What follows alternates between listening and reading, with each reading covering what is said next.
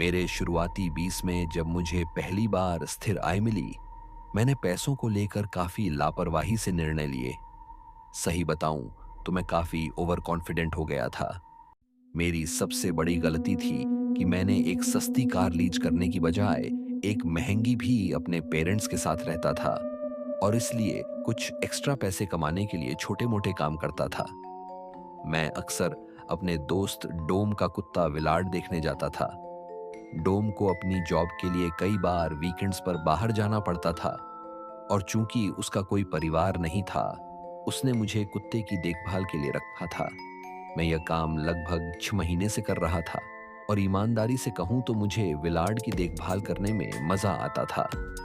Willard एक golden retriever था और बेहद शांत स्वभाव का डोम का इलाका भी अच्छा और सुरक्षित था। हर बार की तरह उस शाम भी मैं कुत्ते के साथ खेल रहा था। उसे टहला नहीं ले गया और फिर रात 9 बजे घर लौटा। मैं यूजुअली रात 10 बजे तक सो जाता था, लेकिन उस दिन मैं इंसेप्शन देख रहा था, जो 11 बजे के बाद खत्म हुई। फिल्म खत्म होने के बाद मैंने विलार्ड को बाहर छोड़ा और सोने की तैयारी करने लगा। क्योंकि मुझे डोम के बेडरूम में सोना अजीब लगता था, मैंने सोफे पर सोने का मन बनाया। जैसे ही मैं आराम से सोफे पर लेटा, दरवाजे की घंटी बजी। रात के लगभग 11 बजकर 1 मिनट हो रहे थे। पहले तो मुझे लगा डोम के किसी रिश्तेदार का आना हुआ होगा, क्योंकि इतनी रात में कौन किसी का दरवाजा खटखटा आएगा। दरवाजे के पास जाकर मैंने देखा बाहर एक लड़का खड़ा था, मेरी ही उम्र का, साफ सुथरे कपड़े पहने हुए, और पहली ना में खतरनाक नहीं लगा। मैंने दरवाजा खोला, लेकिन स्क्रीन डोर बंद ही रखा। मैंने उससे पूछा, हाँ भाई क्या चाहिए? और उसने बड़े कॉन्फिडेंस से कहा, भाई आपका खाना लेकर आया हूं। अब ध्यान देने वाली बात यह है कि यह वह दौर था जब जोमेटो स्विगी जैसे ऐप्स नहीं थे। खाना ऑन ऑर्डर करने के लिए आपको सीधे कैश पेमेंट करना पड़ता था। खैर, मैंने उसे बताया कि उसने गलत पता पकड़ा है और मैंने कोई खाना ऑन ऑर्डर नहीं किया है। कुछ देर तक हम बात करते रहे और फिर उसे एहसास हुआ कि वह गलत जगह पर आ गया है। वह माफी मांगने लगा और मैं भी रिलैक्स हो गया। लेकिन तभी मैंने उसकी कार में 3 और लोगों को बैठे देखा। यह थोड़ा अजीब लगा, क्योंकि आमतौर पर डिलीवरी ड्राइवर अकेले आते हैं। खैर, मैंने ज्यादा सोचा नहीं और दरवाजा बंद कर दिया। 2 मिनट बाद दरवाजे की घंटी फिर से पागलों की तरह बजने लगी। इस बार मैंने खिड़की से झांका तो वहीं डिलीवरी वाला लड़का खड़ा था। अब थोड़ा परेशान दिख रहा था। मैंने पूछा, अब क्या हुआ? उसने कहा, भाई गलती से आपकी कार को टक्कर मार दी है।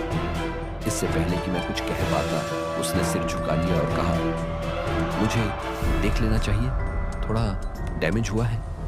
मैं गुस्से में था और बिना सोचे समझे बाहर आ गया। कार की तरफ बढ़ा, लेकिन जैसे ही मैं उसकी कार के पास पहुंचा, देखा कि उसकी गाड़ी जो कुछ मिनट पहले लोगों से भरी हुई थी, अब खाली थी। तभी मुझे एहसास हुआ कि कुछ गड़बड़ है। मैंने बहाना बनाकर कहा, भाई जूते पहन कर आता हूं, और तेजी से वापस घर की तरफ बढ़ने लगा। लेकिन तभी मैंने बगल के झाड़ियों से 2 लोगों को निकलते हुए देखा। मैं फौरन दरवाजे की ओर दौड़ा, लेकिन उनमें से एक लड़का मुझ पर झपट पड़ा।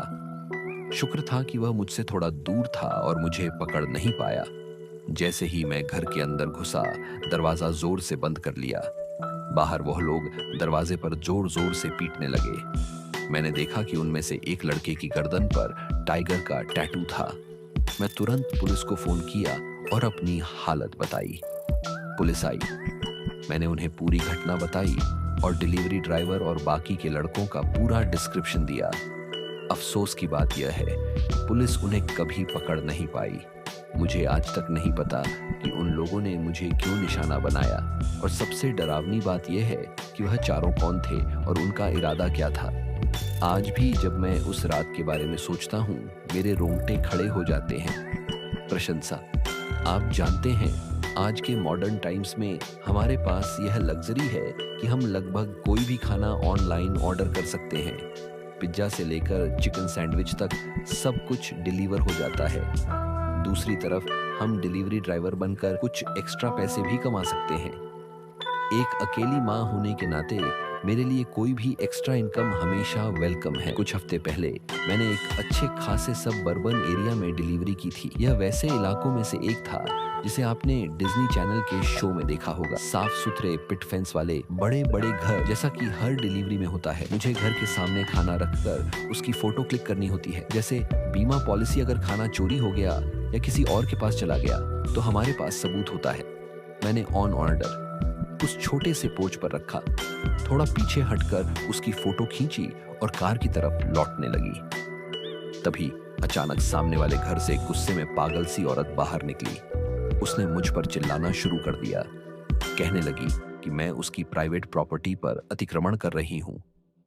मैंने उसे समझाने की कोशिश की कि मैं बस डिलीवरी कर रही थी और एक फोटो क्लिक की थी, लेकिन वह सुनने को तैयार ही नहीं थी। हर बार जब मैं कुछ कहने की कोशिश करती, वह और ज्यादा गुस्से में आ जाती। आखिरकार मैंने फैसला किया कि मैं अपनी कार में जाकर इस ड्रामा से दूर हो जाऊं। लेकिन जैसे ही मैं कार में बैठी, वह औरत मेरी कार के हुड पर जोर जोर से थपथपा आने लगी। मैं डर गई और तेजी से बाहर निकली, यह देखने कि कहीं कार को नुकसान तो नहीं हुआ, और वह चुपचाप अपने घर में चली गई। हालांकि उस दिन कुछ बड़ा नुकसान नहीं हुआ, लेकिन मैं पूरी तरह से हिल गई थी। मैंने उस दिन की शिफ्ट वहीं खत्म कर दी और घर आकर अपनी बेटी के साथ थोड़ा टाइम बिताया। हमने डिनर किया, गेम्स खेले और साथ में एक फिल्म देखी। जब मेरी बेटी सो गई तो मैं अपने फेवरेट शो को देख रही थी। रात के करीब